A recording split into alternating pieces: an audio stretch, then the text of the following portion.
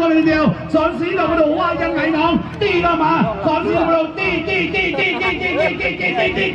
เอาว่ายังไม่ถึงเส้นชัยอะไรมันก็เกิดได้ทุกเวลาแต่ตรงนี้บอกน้องว่าไอ้ยังกับจะทันหรือไม่ทันสีพิมลหนีไปแล้วสองลำเรือเห็นจะได้หนีถ้าเรือดำน้ำไม่กลายถ้าเรือพายไม่กลายเป็นเรือดำน้ำก็ไปทีแน่นอนว่าพิมลลงน้ำแดงก็คงจะเข้าชูเส้นชัยหัวเรือขึ้นมาแล้วทิ้งพายขึ้นมาแล้วต้องจับธงให้ได้ถ้าจับธงไม่ได้แล้วเรียบร้อยแล้วครับว่าแล้วดึงเรียบร้อยเอาเส้นชัยข่าวเส้นชัยเรียบร้อยครับปล่อยให้สวนสีดอกว่าดูค่อยๆขยับข้ามมาเส้นชัยเหมือนกันไม่เป็นไรครับค่อยว่ากันรอบหน้าเอ้าคู่ต่อไป